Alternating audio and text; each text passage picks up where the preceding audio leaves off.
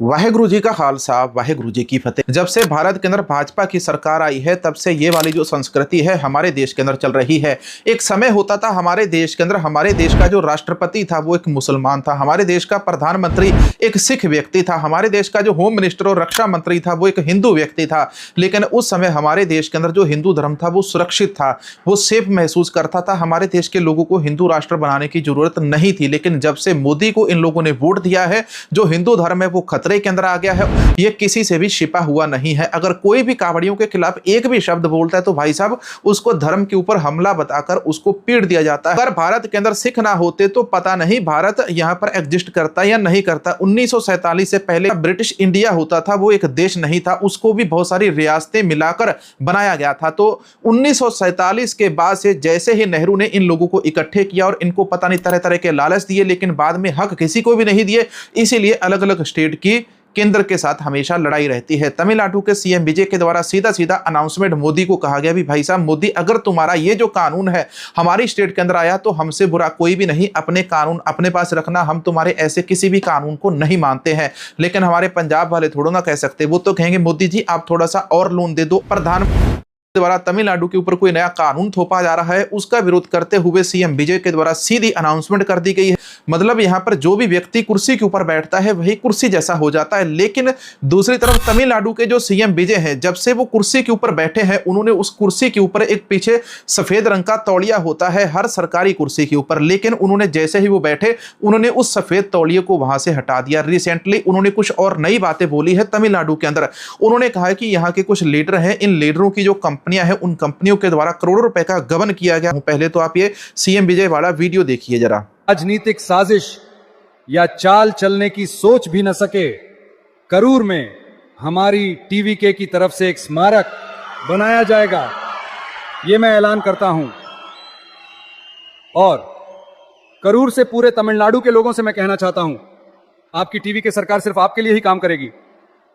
बुनियादी जरूरतों को पहले पूरा करना होगा। एक तरफ वित्तीय स्थिति को सुधारते हुए दूसरी तरफ अपनी प्राथमिकताओं के हिसाब से हम एक एक करके काम पूरे करने की कोशिश करेंगे। ये हमेशा आपकी ही सरकार रहेगी और ये विजय हमेशा आपका ही विजय रहेगा। आप पूरे हक के साथ अपनी सरकार के पास आ सकते हैं। जब से इस बुरी ताकत की सरकार खत्म हुई है तब से ये न जाने क्या क्या कर रहे हैं, क्या क्या बोल रहे हैं। कभी सोफा कहते हैं तो कभी वॉशिंग मशीन कहते हैं। इस राजनीति का व्यापार करने वाली वेंडिंग मशीन तो वो खुद हैं। कौन? ये डीएमके वाले। और ये हमें देखकर वॉशिंग मशीन कह रहे हैं। चुनाव में वोट के लिए पैसे देने के उस चलन को, उस संस्कृति को हमने खत्म कर दिया है। चुनाव में हमने जिस तरह काम किया है, हमें इस तरह के मोल भाव की क्या जरूरत है। जब जनता मेरे साथ है तो हमें इस तरह के सौदेबाजी की क्या जरूरत। इस भ्रष्ट डीएमके सरकार ने पूरे राज्य को लूटकर जो तबाही मचाई है, उसी की वजह से आपके करूर के कंपनी मालिक न जाने कहां छिपे हुए हैं और बस भागे जा रहे हैं। देखो वो आ रहा है शिकारी, वो बस भागे ही जा रहे हैं। एक और सज्जन विदेश में जाकर छिपे हुए हैं। विदेश का नाम सुनते ही आप स्टालिन सर मत समझ लेना, वो नहीं है। स्टालिन सर के लिए तो मेरे दिल में हमेशा एक खास जगह है। वो नहीं है, ये कोई और हैं जो सिंगापुर चेकअप के लिए गए थे। नो, न जाने जांच में और कितने लोग फंसने वाले हैं। अगर आपसे कोई रिश्वत मांगे तो साफ मना कर दीजिए, मैं आपके साथ हूं। अगर कोई ज्यादा दबाव बनाए तो कहिए कि ये हमारे बेटे हैं, हमारे भाई हैं, हमारे विजय हैं, ये हमारे विजय की सरकार है। ऐसा पूरे दम से कहिए। लोगों, जब आप साथ हैं तो सिर्फ रिश्वतखोरी ही नहीं, सत्ता के नशे में चूर कोई भी हो वो घुटने टेक देगा। ये जो कर्तव्य, गरिमा, अनुशासन के सिद्धांतों वाली पार्टी हुआ करती थी, आज उसका क्या हाल है ये आप अच्छे से जानते हैं। यानी इस टीवी के पार्टी के अध्यक्ष का विरोध करने का उनका एक कारण है, क्योंकि उन्होंने उनके धंधे पर पानी फेर दिया है।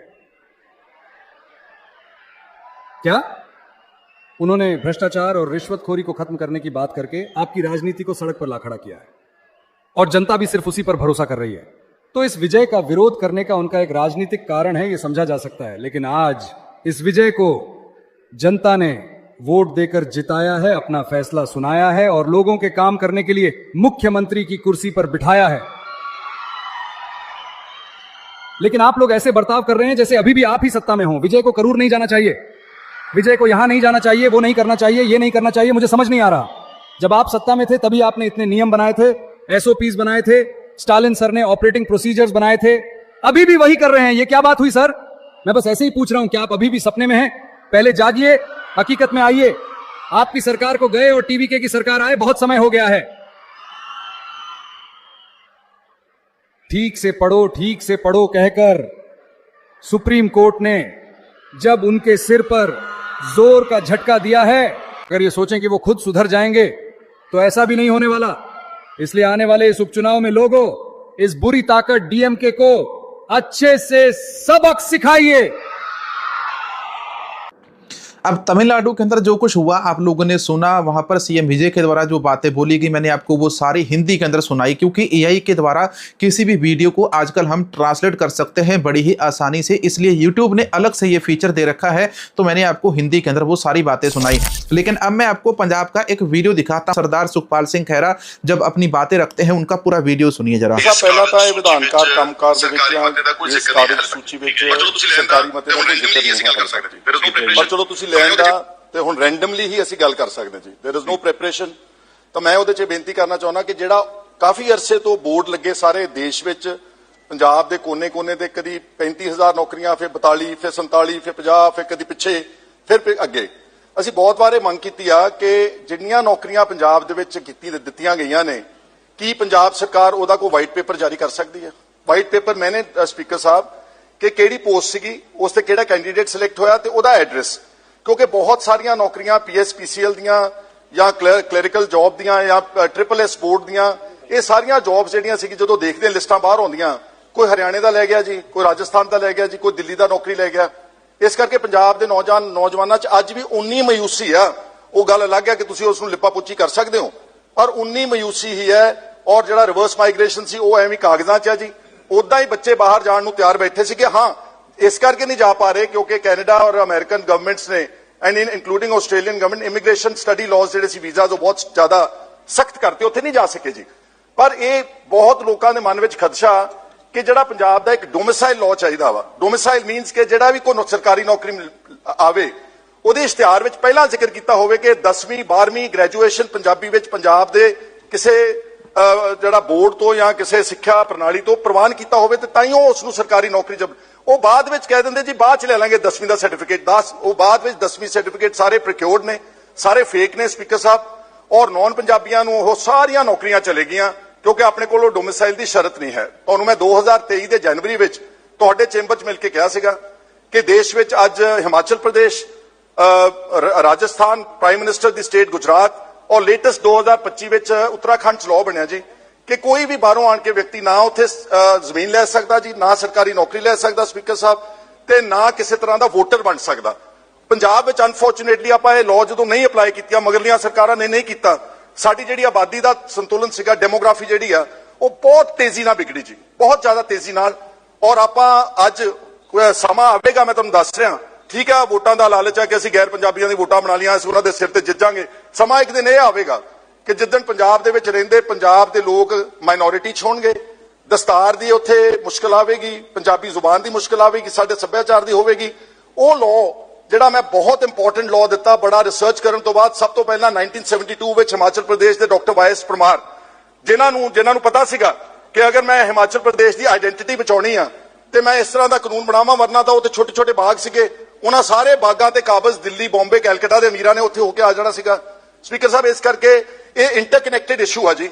ਠੀਕ ਹੈ, ਤੁਸੀਂ ਇੰਪਲੋਇਮੈਂਟ ਦਿੱਤੀ ਆ, ਹਾਲਾਂਕਿ ਉਹ ਕੁਐਸਚਨੇਬਲ ਆ, ਔਰ ਉਸ ਇੰਪਲੋਇਮੈਂਟ ਨੂੰ ਜੇ ਤੁਸੀਂ ਕਿਤੇ ਵਾਈਟ ਪੇਪਰ ਜਾਰੀ ਕਰਦੇ ਹੋ, ਸਾਨੂੰ ਸਾਰਿਆਂ ਨੂੰ, ਪੰਜਾਬ ਦੇ ਲੋਕਾਂ ਨੂੰ ਪਤਾ ਲੱਗ, ਕਿਉਂਕਿ ਅੱਜ ਵੀ ਬਹੁਤ ਧਰਨੇ ਲੱਗ ਰਹੇ, ਇੱਕ ਮਿੰਟ ਜੀ, ਬਹੁਤ ਮੁਜ਼ਾਹਰੇ ਹੋ ਰਹੇ ਨੇ ਸਪੀਕਰ ਸਾਹਿਬ, ਅੱਜ ਕੁੱਟ ਕਟਾਪਾ ਹੋ ਰਿਹਾ। ਉਹ ਕੀ ਮੰਗ ਰਹੇ ਨੇ? ਜਿਹੜੇ ਨਰੇਗਾ ਦੇ 2000 ਵਿਅਕਤੀ ਕੀ ਮੰਗ ਰਹੇ ਨੇ? ਜੌਬਸ ਹੀ ਮੰਗ ਰਹੇ ਨੇ ਜੀ। ਜਿਹੜੇ ਸਫਾਈ ਕਰਮਚਾਰੀ ਕੀ ਮੰਗ ਰਹੇ ਨੇ ਕਿ ਸਾਨੂੰ ਕੰਟਰੈਕਚੁਅਲ ਬੇਸਿਸ ਤੋਂ ਹਟਾ ਕੇ ਪੱਕੇ ਕੀਤਾ ਜਾਵੇ ਜੀ। ਅਪ੍ਰੈਂਟਿਸ ਯੂਨੀਅਨ ਵਾਲੇ ਜਿਹੜੇ ਪਟਿਆਲੇ ਕੁੱਟੇ ਕੀ ਮੰਗ ਰਹੇ ਸੀ ਸਪੀਕਰ ਸਾਹਿਬ? ਇਹੀ ਮੰਗ ਰਹੇ ਸੀ, ਜੌਬਸ ਹੀ ਮੰਗ ਰਹੇ ਸੀਗੇ।